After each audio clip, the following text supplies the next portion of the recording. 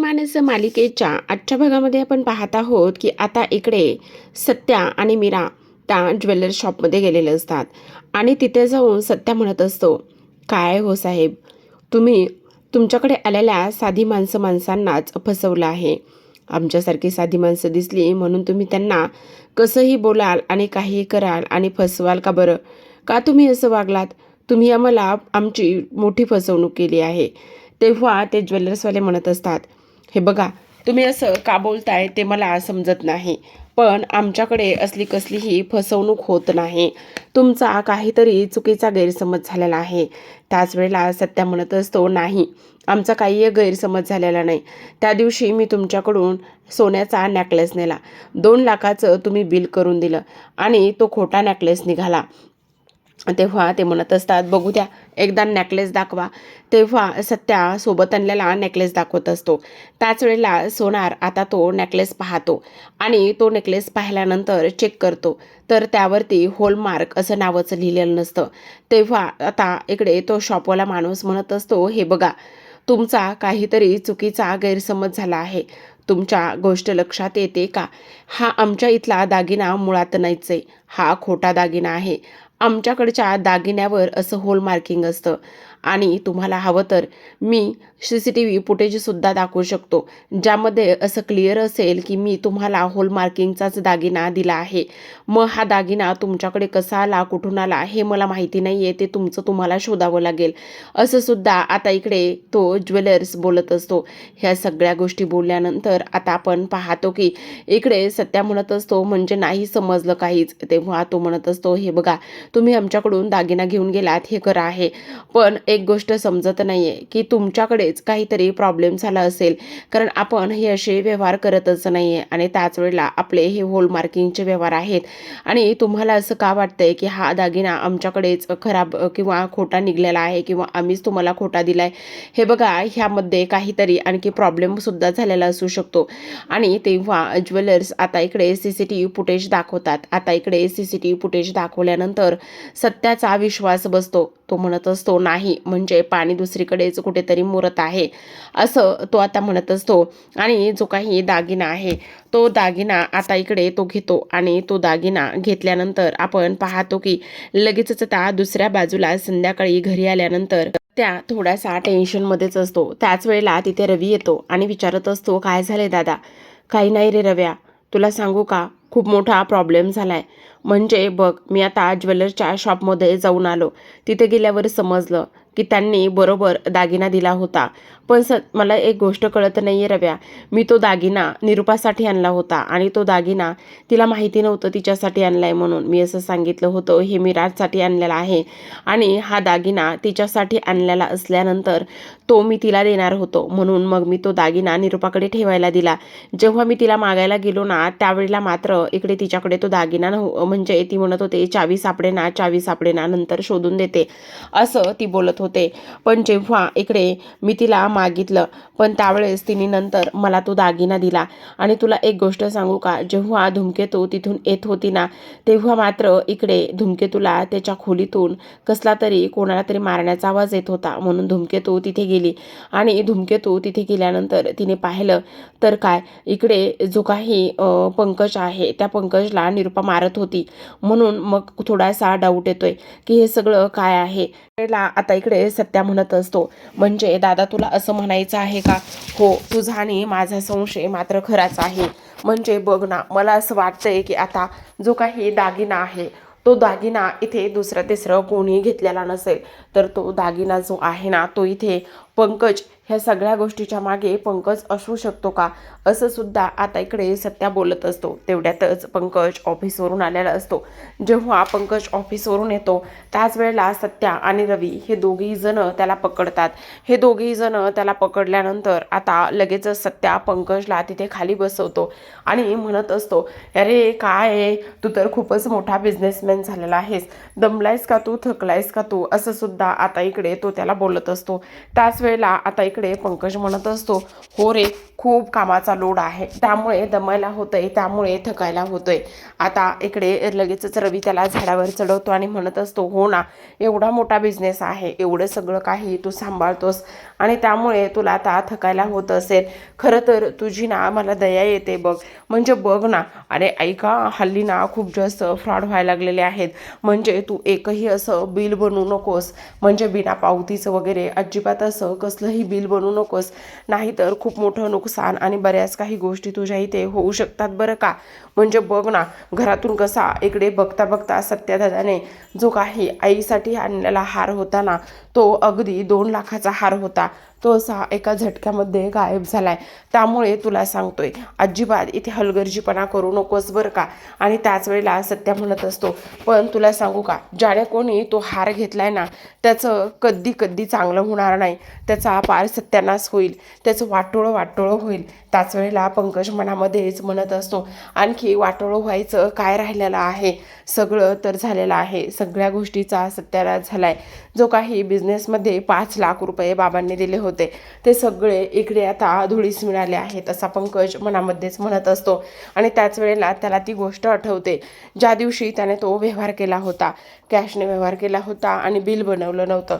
आणि त्याचमुळे रवी म्हणत असतो, बघ, काही जरी झालं ना तरीसुद्धा जरा थोडंसं सावध राहा. आणि त्याच वेळेला बिझनेस करतोयस ना, तेव्हा तो आता इकडे सत्या जो काही बोलत असतो त्यामुळे पंकज अगदी शून्यात हरवला असतो. तेव्हा रवी त्याच्यासमोर चुटकी वाजवतो आणि म्हणत असतो, अरे काय चाललंय, लक्ष कुठे आहे तुझं.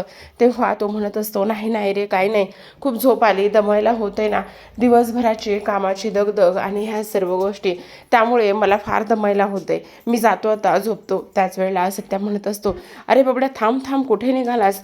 पण बबड्या मात्र तिथे थांबत नसतो, तो निघून जातो. त्याच वेळेला आता सत्या इकडे म्हणत असतो, रव्या, तुझ्या एक गोष्ट लक्षात येते का, काही जरी झालं ना तरीसुद्धा खरा चोर मात्र इथेच कोणीतरी आहे. आणि मला असं का वाटतंय की हाच खरा चोर असेल म्हणून. दुसऱ्या बाजूला मीरा संध्याकाळी किचनमध्ये आवरावर करत असते. त्याच वेळेला रिया तिथे येते आणि रिया आल्यावर म्हणत असते, मीरा वहिनी, काय झालं, थोडीशी टेन्शनमध्ये आहेस, काय झालं, सगळं काही ठीक आहे ना. तेव्हा मीरा तिला म्हणत असते, अगं, आम्ही ना सोनाराच्या दुकानामध्ये गेलो होतो, तिथे गेल्यानंतर असं समजलं की त्या लोकांनी तो जो हार आहे ना, तो अगदी खरा दिला होता आणि त्यांच्याकडे होलमार्किंगचा दागिने आहेत. आणि त्यांनी पाहिलं आणि तो हार त्यांच्याकडे नव्हताच. मग कळत नाही नेमका तो हार असा कसा झाला आणि तो हार नेमका गायब कसा झाला आणि हा हार खोटा कसा आला, हीच गोष्ट कळत नाही घरिया. त्याच वेळेला रिया म्हणत असते, हे बघ, नको एवढ्या सगळ्या गोष्टीचा विचार करू. पण तेव्हा मीरा म्हणत असते, पण बघ ना, प्रत्येक वेळी ह्या सगळ्या गोष्टी ह्यांच्याच नशिबात का आहेत, ह्यांच्याच मागं हे सगळं काही का लागलेलं आहे. हे प्रत्येक वेळी सगळ्यांचा चांगला विचार करण्याचा प्रयत्न करतात, प्रत्येक वेळी सगळ्यांना आनंदी ठेवण्याचा प्रयत्न करतात, पण काय करायचं ना तेच कळत नाही, ह्या सगळ्या गोष्टी का होत आहेत ते कळत नाही. त्याच वेळेला आजी आणि त्याचबरोबर सुधाकर हे दोघेही जण आता हॉलमध्ये बसलेले असतात. हे दोघेही जण हॉलमध्ये बसल्यानंतर आजी म्हणत असतात, अरे हे बघ, माझ्याकडे एक फोटो आहे, हा निरूपा आणि त्याचबरोबर पंकज ह्या दोघांचा फोटो आहे. बघ ना, पंकज लहान होता तेव्हाचा. त्याच वेळेला आता सुधाकर म्हणत असतात, पण तुला हा फोटो सापडला कुठं. तेव्हा आजी म्हणत असतात, अरे हा फोटो होता एका ठिकाणी आणि तिथे सापडला, पण आता ह्याच फोटोचा वापर आपण करून घेणार आहोत आणि मीराला दाखवायचा. मीराला सांगायचं की ही निरूपा आणि हा सत्य आहे, असं आपण तिला सांगायचं. आणि ह्या सगळ्या गोष्टी सांगितल्या ना, तर मग ती जो काही हा विषय सुरू आहे ना, तो विषय इथे बोलणार नाही, लगेचच ती विषय तो इथे स्टॉप करेल, असंच मला वाटतंय. त्याच वेळेला आता इकडे रिया आणि मीरा हॉलमध्ये आलेले असतात. आजी म्हणत असतात, हे बघ मीरा, तुला इकडे सत्याला लहानपणीचं पाहायचं होतं ना, हा बघ फोटो मला सापडलाय. तेव्हा रिया आणि मीरा ह्या दोघीजणी त्या फोटो पाहतात. तो फोटो पाहिल्यानंतर मीराला फार आनंद होतो. ती म्हणत असते, अरे वा, हा फोटो ह्यांचा आहे. म्हणजे बघा ना, ह्यांचे केस कसे कुरळे कुरळे होते, पण आता तर ह्यांचे केस असे सिल्की आहेत. त्याच वेळेला आजी म्हणत असतात, अगं, लहान असताना सगळ्या बाळांचे केस कुरळेच असतात, तुला नाही कळायचं ते. आणि हे झाल्यानंतर आता रिया तो फोटो पाहते. रिया म्हणत असते, हा फोटो ना सेम असा पंकजदादासारखाच वाटतो. पंकजदादा पण लहानपणी अगदी असेच दिसायचे ना, किती किती सिमिलर आहे ना दोघंही जर, असं रिया म्हणत असते. तेव्हा आजी म्हणत असतात, अगे, भाऊ भाऊ आहेत ना, त्यामुळे ते सगळं काही सेम सेम आहे असं इकडे ती लोक बोलत असतात. तेवढ्यातच निरुपा तिथे येत असते आणि निरुपा तिथे आल्यानंतर मुद्दामच ह्या सगळ्या गोष्टी ती बोलून जाते, जेणेकरून सत्याला फार राग येत असतो. कारण त्याला खूप वाईट वाटलेलं असतं. ज्या निरुपासाठी त्याने एवढ्या सोन्याचा हार बनवून आणला, आज तिला न देता ती थोडीशी नाराज झालेली आहे आणि तेव्हा ती तिथून निघून गेलेली असते. त्याच वेळेला आजी हे सगळं काही पाहतात. आजीनं हे सगळं पाहिल्यानंतर ऐकल्यानंतर आजींना फार राग येत असतो. आजी विचार करू लागतात, करायचं ह्या निरुपाला कधी समजणार आहे. कधी एकदाची हे सगळं काही मिटतंय आणि एकदा आता मीराला हा फोटो दाखवल्यानंतर तिच्यासुद्धा मनामध्ये आता शंका गेलेली असेल. ती आता पुन्हा हा प्रश्न तर विचारणार नाही असं इकडे आता आजीच्या मनामध्ये सुरू असतं. इकडे मीरा आणि त्याचबरोबर इथे रिया ह्या दोघीही जणी त्या फोटो पाहत असतात आणि त्या फोटो पाहत असताना विचार करत असतात, खरं तर लहानपणीच्या आठवणी जपून ठेवणं हे किती चांगलं आहे ना. बघितलं, आता हा सत्यादादाचा फोटो सापडलाय, त्यामुळे किती आनंद आहे ना. सत्यादादा किती गोड दिसतोय ना तेव्हासुद्धा आणि आत्तासुद्धा. मीराला तर हे सगळं पाहिल्यानंतर फार आनंद होत असतो. आता इकडे सुधाकर आणि आजी हे दोघेही जण एकमेकांना खाणाखुणा करत असतात. एकमेकांना खाणाखुणा करून सांगत असतात की आता आपल्याला पाहिजे तसं सगळं काही होतंय. सुधाकर, तू काळजी करू नकोस. बघ आता मीरा शांत झालेली आहे. आता इकडे मीरा तो फोटो घेऊन खोलीमध्ये येते. खोलीमध्ये आल्यानंतर थोडासा विचार करू लागलेली असते, कारण इकडे आता तो हार आहे ना, तो हार आणखी मिळालेला नसतो आणि त्यामुळे तिचे हे विचार सुरू असतात. त्याच वेळेला सत्या म्हणत असतो, धूमकेतू, तुला एक गोष्ट सांगू का? डोळ्यावर आणि त्याचबरोबर कानावर आपण जेव्हा जे काही खरं आहे ना ते स्पष्टपणे पाहत नाही ना, तोपर्यंत कोणत्याच गोष्टीवर विश्वास ठेवायचा नाही धूमकेतू, असं सत्या म्हणत असतो. त्याच वेळेला मीरा म्हणत असते, तुम्ही असं का बोलायला मला नाही कळत आहे. त्याच वेळेला सत्या म्हणत असतो, तुला एक गोष्ट कळते ना, आज आपण सोनाराच्या दुकानात गेलो, तिथे गोष्टी काय घडल्या आणि त्याच वेळेला निरुपा इथे बबड्याला का मारत होती आणि हे सगळं जर निरुपाला माहिती असेल तर, असं मीराचा प्रश्न असतो. तेव्हा मात्र सत्या म्हणत असतो, नाही, काही जरी झालं ना तरीसुद्धा ह्या सगळ्या गोष्टींच्या खोलामध्ये गेल्याशिवाय मी शांत बसणार नाही. हे सगळं सत्य शोधल्याशिवाय मी मात्र शांत बसणार नाही, असं आता इथे सत्या म्हणत असतो.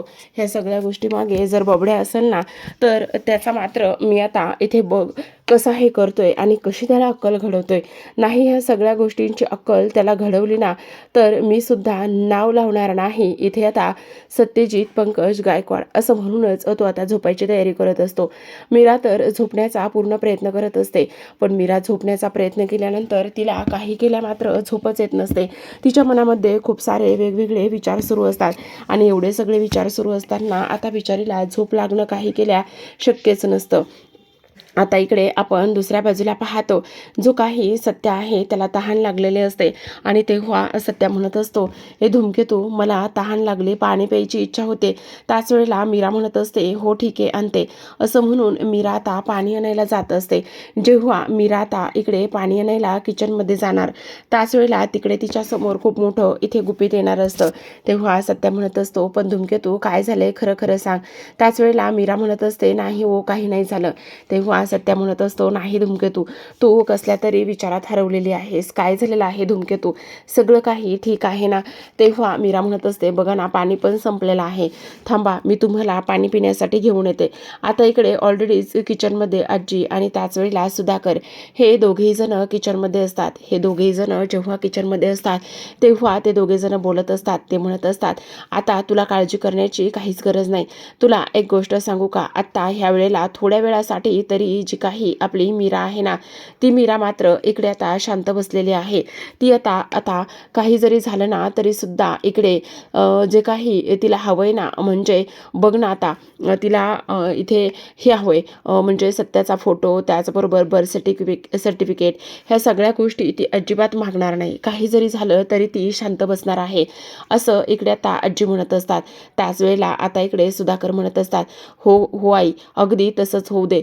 तेव्हा आता बघ, ती हे सगळं काही मागितल्यानंतर आता शांत बसली तो फोटो पाहून. पण बरं झालं, तो पंकजचा आणि निरुपाचा फोटो माझ्याकडे होता, त्या दोघांचा फोटो दाखवला आणि ती शांतच बसली. पण हे बघ सुद्धा, एक गोष्ट सांगते, ही जी काही चावी आहे ना, ह्या चावीपर्यंत मीरा लवकरात लवकर पोचता कामा नये. काही जरी झालं ना तरी सुद्धा हे सगळं गुपित आता ह्या चावीमध्ये आहे. आतापर्यंत ही चावी मी इथे खूप व्यवस्थित पद्धतीने जपून ठेवली होती. पण आता सांगू का सुधा, तुला ही चावी जपून ठेवायची. काही जरी झालं ना तरीसुद्धा ही चावी मीराच्या हाताला लागायला नको.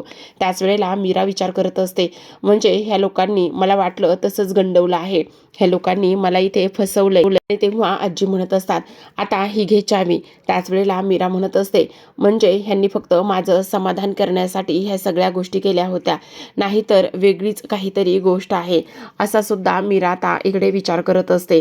त्याच वेळेला आजी ज्या आहेत ना त्या इकडे सुधाकरच्या हातामध्ये ती चावी देतात आणि सुधाकरच्या हातामध्ये ती चावी दिल्यानंतर मीरा विचार करत असते, ही चावी नेमकी कशाची असेल, काय असेल ह्या चावीचं गुपित. आणि इकडे आजीनं ही चावी बाबांच्या हातामध्ये दिली. नेमकं काय काय म्हणायचं असेल आजीला आणि नेमकं काय आहे हे सुरू, असा मीरा विचार करत असते. तेव्हा सुधाकर म्हणत असतात, आई तू काळजी करू नकोस, आता माझ्या जीवाच्या पलीकड ही चावी मी जपून ठेवण्याचा प्रयत्न करेन. काही जरी झालं ना तरी सुद्धा ही चावी जी आहे ना ती चावी इकडे मीराला कधीच भेटणार नाही किंवा मीरा ह्या चावीपर्यंत कधीच पोहोचणार नाही. ह्या सगळ्या गोष्टी मी इथे बघेल आणि ह्या सगळ्या गोष्टीची इथे खात्री मीच करून घेईल, असं सुद्धा आता इकडे तो बोलत असतो. आता हे सगळं काही बोलल्यानंतर आता आजीने ती चावी जो काही आपला सुधाकर आहे त्या सुधाकरच्या हातामध्ये ठेवलेली असते आणि सुधाकरने ती चावी घेतल्यानंतर आता मात्र इकडे ती लोक विचार करतात की आता ही चावी व्यवस्थित जपून ठेवायची. तेव्हा मीरा आता मनामध्येच विचार करत असते, हे सगळं काय आहे आणि ही लोक एवढ्या पद्धतीने माझ्यापासून ह्या सगळ्या गोष्टी लपवण्याचं काम करतायत का आणि नेमकं कशासाठी, नेमकं हे सगळं काय चाललेलं आहे. आणि त्याच वेळेला आता इकडे मीरा विचार करत असते, नाही आता मात्र मी ह्यांना माझ्याच पद्धतीने धडा शिकवण्याचं काम करेन. आता मी सुद्धा बघते हे मला कसे कसे गंडवतायत आणि काय करतायत ते हे मला सुद्धा पाहायचं आहे, असा मीरा विचार करते. आता दुसऱ्या दिवशी सकाळची वेळ असते. दुसऱ्या दिवशी सकाळी नेहमीप्रमाणे मीरा लवकरच उठलेली असते आणि नेहमीप्रमाणे लवकरच उठून आता तिने चहा नाश्ता बनवलेला असतो. आजी जेव्हा किचनमध्ये येतात आणि किचनमध्ये आल्यानंतर मीरा मीरा म्हणत असतात तेव्हा सुधाकर म्हणत असतात, मला सुद्धा नाही माहिती कुठे गेली म्हणून. आता मीरा आलेली असते आणि ती म्हणत असते, गरमागरम भजीचा नाश्ता आज बनवला आहे, खाऊन घ्या. बाबा हे घ्या, तुम्हाला आवडतात ना भजी, मी तुम्हा दोघांसाठी पटकन जाते आणि चहा ठेवते, असं म्हणून आता मीरा किचनमध्ये धावतच जाते आणि मीरा किचनमध्ये जाऊन चहा बनवणार असते. तेवढ्यातच आता इकडे आजी म्हणत असतात, बघितलं विसरली ना सगळं, मी तुला म्हटलं होतं सुद्धा, ती काही पोरगी जास्त दिवस मनामध्ये ह्या सगळ्या गोष्टी नाही ठेवायची, मला माहिती ना ती पोरगी कशी आहे, तर तू नको ह्या सगळ्या गोष्टींचा इथे आता विचार करू. हे सगळं काही आता इकडे ती लोक बोलत असतात. त्याच वेळेला आपण पाहतो की इकडे आता मीरा चहा ठेवायला गेलेली असते आणि तेव्हा मीरा मनामध्येच म्हणत असते, नाही तुम्ही माझ्या बाबतीत फार चुकीचा अर्थ लावला आहे. तुम्हाला असं वाटलं की तुम्ही तो फोटो दाखवलाय आणि मी शांत बसले, पण असं अजिबात होणार नाही. काही जरी झालं ना तरीसुद्धा इकडे मी त्या सगळ्या गोष्टी शोधल्याशिवाय शांत बसणार नाही. जोपर्यंत माझ्या हाती इकडे ते सत्य लागत नाही तोपर्यंत मी शांत बसणार नाही, असं इथे आता मीरा म्हणत असते. त्याच वेळेला निरुपा जी आहे ना ती इकडे फेऱ्या मारत असते आणि निरुपा फेऱ्या मागत असताना ती मनामध्ये विचार करते, नाही काही जरी झालं ना तरीसुद्धा एक गोष्ट मात्र नक्की आहे आणि ती म्हणजेच की इकडे आता सत्याने जर तो दागिना माझ्याकडे मागितला तर मग मी त्याला तो दागिना कुठून देऊ. हा पंकज पण ना स्वतः पण लटकवतो आणि दुसऱ्याला पण लटकवतो, काय करावं ना काहीच कळत नाही, असा सुद्धा आता इकडे निरुपा विचार करत असते. तेवढ्यातच देविकाचा फोन वाजलेला असतो. देविकाच्या फोनवर फोन आल्यानंतर ती आता बघते आणि फोन उचलायला जाते. जेव्हा फोन उचलते तेव्हा मात्र तो लॉक होतो आणि तेव्हा त्याचं लॉक आता इकडे निरुपाला उघडता येत नसतं आणि तेव्हा निरुपा विचार करते, काय करायचं आता, हा तर इथे लॉक झाला आहे. बहुतेक आता इकडे देविकाच्या वडिलालाच सांगावं लागेल की इकडे पैसे घेऊन या, कारण देविकाला सांगितलं ना की इथे तिच्याच नवऱ्याने हा सगळा गोंधळ केला आहे तर ती खुशाल पैसे घेऊन येईल, असा इकडे ती विचार करत असते. तर आता प्रेक्षकांनो इकडे मात्र आजच्या भागामध्ये एवढंच. उद्याचा भाग फार इंटरेस्टिंग असणार आहे, कारण उद्याच्या भागामध्ये इथे आता निरुपा सांगत असते देविका तुझ्या आईला बापाला बोलून घे म्हणून, आणि तेव्हा लगेच आता सत्या पाठीमागून येतो आणि तो म्हणत असतो ते येऊ शकणार नाहीत. असं म्हटल्याबरोबर आता इकडे जी देविका आहे तिला मात्र फारच मोठा धक्का बसतो. दुसऱ्या बाजूला आपण पाहतो आता इकडे जो काही पंकज आहे, पंकज पोलीस स्टेशनमध्ये फेऱ्या मारत असतो आणि त्याच वेळेला सत्य त्याला पाहतो. सत्याने त्याला पाहिल्यानंतर त्याला तर धक्काच बसतो की हे सगळं काय आहे आणि हा इकडे जो काही बबड्या आहे तो बबड्या इथे नेमका काय करतोय. ह्या सगळ्या गोष्टी आता इकडे त्याला समजत नसतात आणि त्याचमुळे इकडे आता जो काही सत्य आहे तो आता एक आयडिया करायचं ठरवतो. जेव्हा तिथे वॉन्टेडचे काही फोटो लागलेले असतात तेव्हा तो मुद्दाम पंकजचा फोटो तिथे काढतो आणि तिथे फोटो लावतो आणि इकडे पोलिसांना म्हणत असतो, बघा बघा तो चालला असं म्हणून आता पोलीस इकडे जो काही वॉन्टेड म्हणजेच गुन्हेगार म्हणून पंकजला पकडत असतात, कारण सत्याने सत्यागिरी दाखवलेली असते. तर प्रेक्षकांना अशाच नवनवीन मालिकांचे अपडेट जाणून घ्यायचे असतील, पाहायचे असतील तर नक्की चॅनलला सबस्क्राईब करा. भेटूयात उद्याच्या भागामध्ये. तोपर्यंत पाहत राहा साधी माणसं.